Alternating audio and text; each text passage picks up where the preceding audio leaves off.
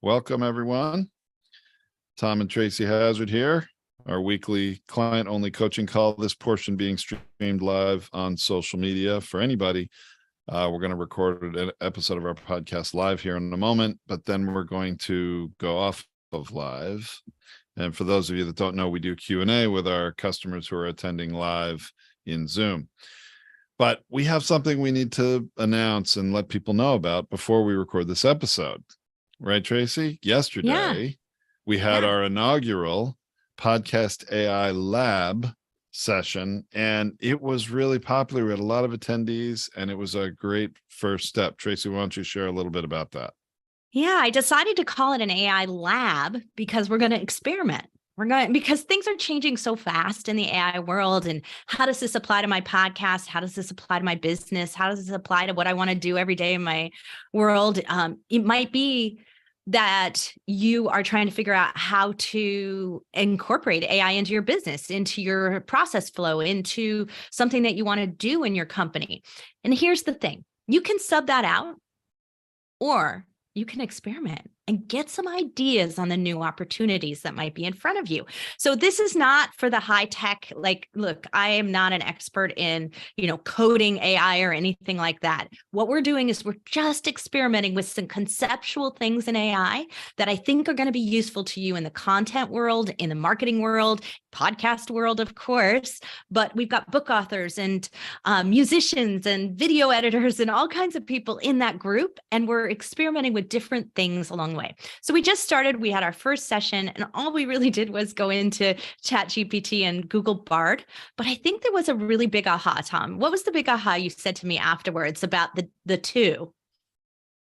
Oh, well, I mean, it's really just eye-opening seeing the different systems, ChatGPT and Bard, and with the same prompts and the information each is delivering. It's not the same. Not all AI tools are created equally. And this was really just step one. For those of you that, weren't there, and this was, it, by the way, fully recorded, and every podetized customer, active customer in any level was invited and actually pre-registered to join the Podcast AI Lab for free. And you should have gotten an email about that.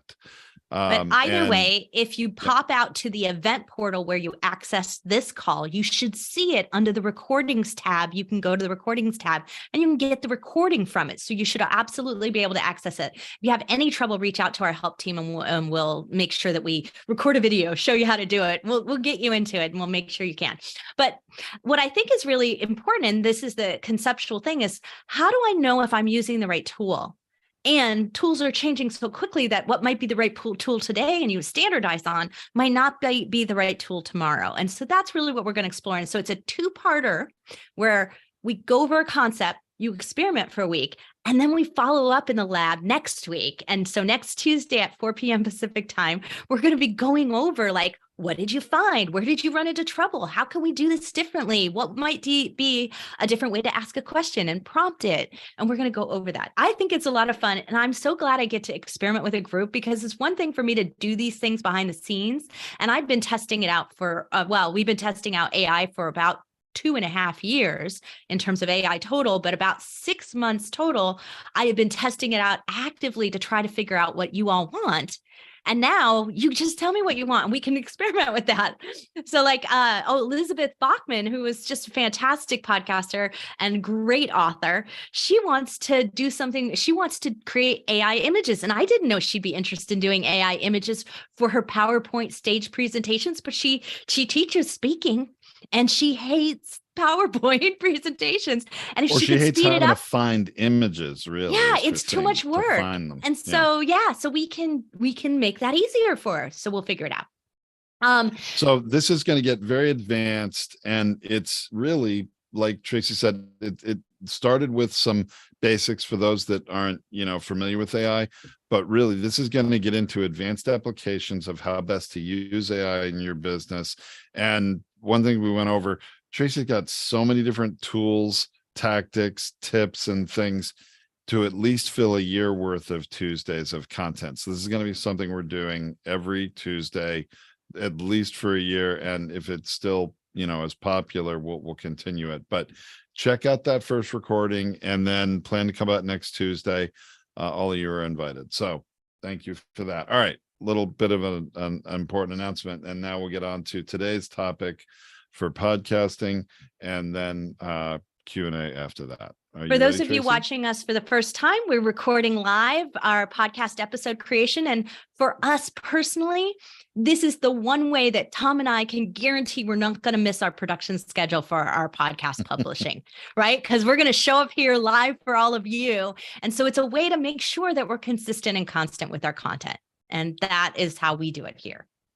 But hopefully this is of interest and value to all of you. It should be. That's the intent anyway. But Q&A can be on any topic, does not have to be related to what we're about to record. All right. Ready, Tracy? I'll start. Okay, go ahead. Hey, everyone. Welcome to Feed Your Brand. I'm Tracy Hazard, and along with my co-host and partner, Tom Hazard, we are going to go over how you can use the algorithm to really get seen, heard, and found in the podcast directories. So we're not talking social media algorithms here. We're talking about what's the algorithm in the podcast directories that you can tap into to make sure that you get seen, heard, and found. One of my favorite topics, Tracy, because I review tons of existing podcasts. I give these power appraisals where I review all the key factors of a podcast listing, your show identity. And I can't tell you how many, even shows that are well established and do have even some good following, just don't even realize they're not being found by more of their ideal listeners organically within the listening apps for this particular reason. So I geek out on this. It's pretty fun. I know you do. And this is the thing. This is the easiest win.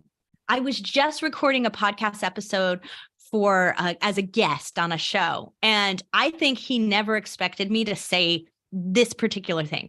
But this is the easiest win. We need to stop titling our episodes and shorting the descriptions of our episodes if we want to be seen, heard, and found. Like, that's it. It's so simple because there are only 3 things that are searchable in the podcast directory. 3 basic things. It is the title of your show, the title of your episode, and the corresponding description. So it is show description and episode description. You've got a little bit of both that it's searching through. Now, of course, there are categories and some of these other things, but they're not primary search criteria. And remember, every algorithm is set out there to be for a directory. Its purpose is to find something, right? Its search is its ultimate purpose of the algorithm. So it's got a criteria and a parameters of what it can search within. Title and descriptions. Those are the biggest power areas where you have the most characters. And we're not, number one, using them to their full character counts ever. I see it all the time. And number 2, we just short them. We decide we're going to be cool about this. And this is the number one area I see, especially with podcasters who are following an influencer model or who are doing that sort of entertainment style podcast. They think it's like TV shows.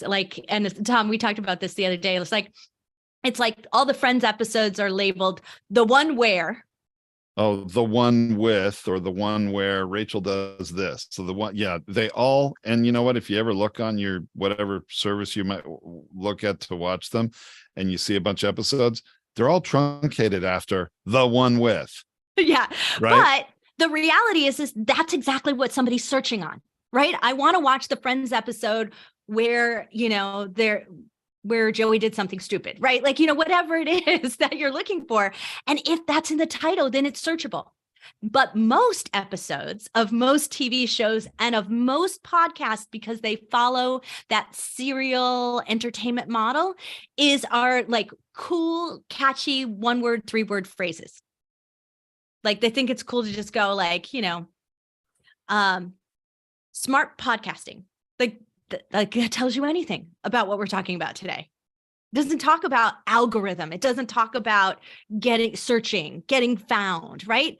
Our title of this episode is algorithms How to get seen, heard, and found. How does the search algorithm help you get found in podcast directories? That's the title. That's the description. It's telling you exactly what you're going to get in the episode. But it also says, if somebody says search algorithm, podcast directory, search algorithm, they're going to find our episode. It's going to come up number one, I'm pretty sure. And this is what is the issue. We are ghosting ourselves in our podcast episodes and in our shows because we're doing a terrible job of using the titles and descriptions. Now, we can say that because thank goodness that Podetize, the company that Tom and I own, like our job is to title and put the description. So our clients don't actually have to do it, which is really helpful. But in today's world, if you're not doing that, that's what you're competing against. That's why our clients have an edge. Now, we are sharing this with you because if everyone did it, it would be so much more valuable. We would have more and more people looking at podcasting and going, wow, look at all this information. Look at all this power. And then they'd be doubling down on listening. And then we all win. Doesn't every podcast want to be found by more of their ideal listeners? I mean, I don't know any podcaster who does this with any level of seriousness that doesn't want to be heard. I mean, that's the whole point, really, right? So it shocks me so much when I'm doing a power appraisal of a podcast and I find a description that's 2 sentences long. And I've had some that are literally like 10 words long. People sometimes just don't understand. I mean, it's understandable. Maybe they don't know what they don't know. Okay. But that description for their show is the single most critical part of your podcast listing. And I can't emphasize that enough. There are many important parts of your podcast brand and goals for your shows, but the description of your show, the single most important one. And I'm going to admit here freely, openly, that the search functions in a lot of podcast apps sucks. I mean, as far as search engines go, they're not Google. They're not going to say, oh, did you mean to type this when you typed that, right? You know how Google does that? You misspell something. Oh, I'm giving you the search results for this, which is what I think you wanted. Is that right? No, they don't do that. They're very much. They are simple algorithms, simple. Right? And it's not even searching. And it's what I have found consistently over time is that for the most part, now Spotify runs a little bit differently because Spotify weighs its shows at the front of the list. So they're essentially cheating the algorithm by putting their own shows first, no matter how they rank or rate. Oh, in the search results? Sure. In the search results. Yeah. So you're really getting paid results first, which you just don't realize. And it's not disclosed. Spotify's answer to that is, well, you pay for the app. So you downloaded our app, you agreed to our terms and conditions, and that's what we determined to do. So they don't think they're doing anything that's, unethical. I think that's not what a search engine is for. And I think you should disclose that when the show is not really at the top of the. Right. I mean, Google gives you paid results and they're paid. They're at the top. It's noted that way. And then you get the organic results. Apple's search function doesn't do that.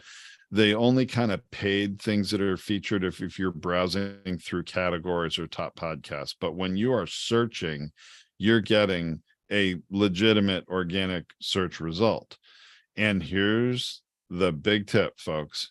You get 4,000 characters, not words. Okay. I want to make sure if everybody's like, oh my gosh, who can write a 4,000 word description? No, it's not a blog post here. A 4,000 character limit for the description in the podcast ecosystem. And for those of you that are on Anchor or the former Anchor, I think it's now somebody bought them, but they're only giving you 600 characters. And I don't know why they do that, because the entire system is capable of and allows you to have 4,000 characters. And guess what? When you get 4,000 characters for your description, you want to use all of them, even though you may think, well, I don't care. I just wanted two sentence description for my show. I don't need more than that. But yes, Tom, I want to clarify what you're saying there. Yes, you do. Yeah. I want you to clarify what you're saying there. Okay. So you're saying 4,000 characters for the show description. Correct. What is the episode description? Is it the same? I believe it's the same. Yes. Same 4,000 characters. But I also look, I do believe every show to take full advantage of the organic discoverability available to them in all the listening apps should have really long, engaging titles and descriptions of both your show and your episodes. However, I'm also going to be real here with you all and let you know that the show description is probably 20 times more important than the episode descriptions. Now, Tracy may disagree with me on this, but I'm going to tell you why I believe this. I don't Because disagree with you. You don't disagree? Okay, because most listening apps prioritize results of shows that match up with your search before episodes. And in some of them, when you look at the search results, especially on your phone, but even on desktop versions of the apps, the show results are up top. The episode results are below the fold, like way below. That's an old newspaper term, right? But you have to scroll down in your phone or on the website to get to the episode results. And a lot of people overlook them. They don't even realize they're there, or they're not looking for an episode result. They're looking for a show they can subscribe to. So they're more interested in the show results. So I think more though important that your show listing. That is the part where I disagree with you, Tom. And here's why. So if you are a heavy podcast listener, you will be searching for a topic. You'll likely know you're searching for an episode and you're looking down to it. Like, I want to find out about how to do something, but I don't want a whole entire show on it. I just want to know how to do this one thing. It's kind of like trying to find a how-to video or something like that. You'll skip down to the episode section. So anyone who's really a long-time podcast listener knows that that's how it's organized there. But here's also what happens. If you're a binge listener, if you're a heavy subscriber to podcasts, if you're a long-time listener of podcasts, you also know that the charts are useless and you won't use the chart to make any decisions. There are lots of advisors out there and podcast gurus who go, and I'm putting air quotes in there, podcast gurus who will tell you that the charts matter. But a real listener knows that they don't. They know that there are a lot of things in the charts that shouldn't be there. There are a lot of things in the charts that, like, especially in the Spotify charts, that Spotify put there, and they're not any good. And there are a lot of things in the charts that have pod faded and are no longer accurate information. So they know to skip down to where the shows are, and they know to do that. That being said, though, if I'm like trying to look for the latest, serial murder that's come up, I want to see what's new. I will look at the charts for that. So you want to play in both places. And so if you're going to exist in the podcast directories, searchability is a much more and pervasive ability for you to get seen than charts. And then then if you want to be seen in the directories in the other way, the only three things you have in your favor are downloads, plays, and play through. Those things are the biggest factors there. Number of subscribers, number of reviews come down on the list, but they're down on the list because if you could have a ton of subscribers, but nobody actually listens to it, it's weighted in their algorithms of how that happens. But discoverability, though, what we're really talking about to be found in the search algorithm really comes down to keyword phrases. Yep. Anything that you believe your listeners' needs are, desires are, challenges that they are absolutely need to be within that show description and or episode descriptions. Look, I never said don't write good episode descriptions. I just believe the majority of searches are people looking for shows more than episodes, but episode descriptions and titles are very important too. And this is when someone has decided they want to listen to a podcast in your topic area, in your genre, this is how they're going to find you. I had a show I reviewed yesterday that's about cybersecurity. And it's a really big corporation doing this show with some incredible experts. They have incredible guests, and they have put cybersecurity or anything, even anywhere in the neighborhood of cybersecurity, is nowhere in the title of this show whatsoever. And their description was 3 sentences long. Cybersecurity as a word was in there twice, but none of the other, related terms or phrases people would be searching on about cybersecurity were in that description. It was maybe 250 characters long of a description. So that show is a ghost in searches on the search in the listening apps. Anybody searching on cybersecurity isn't even going to know that show exists because it's not going to come up in the search results. And that's such a shame. You put such effort into your show. You're recording these episodes. You have wonderful guests. You have wisdom to share with the world. People that will listen to you, love you, and want to work with you, engage with you in some way, and they're not finding you. So that's why this is so important. Right. And here's the great news. This is fixable. This is the best part about podcasting, right? It's a flexible media type. So if you go and retitle your episodes, and you have to do that at the hosting level, if you go and update your show description, your episode descriptions, you update all of that within 24 hours, it is going to be on every directory updated. You can do this. You can fix this and fix this easily. That new description may take up to a week or so before that app crawls through your whole description and starts associating more searches with it. So give it a week before it really starts coming up in more searches, but look at the numbers month over month. That's where you're gonna, you can't measure this in days or even weeks. You want to assess growth over the long term, but month over month, you should see more plays of your episodes, more downloads of your episodes just by doing this one thing. You'll pick up new listeners is the point. Right. And I want to just reference one thing for you social media influencers who are now podcasting.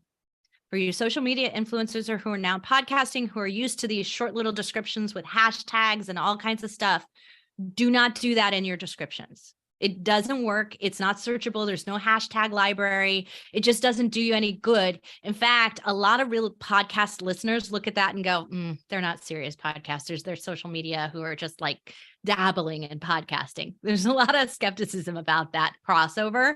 So don't make it so obvious and that's where you come from. And that's the model of it.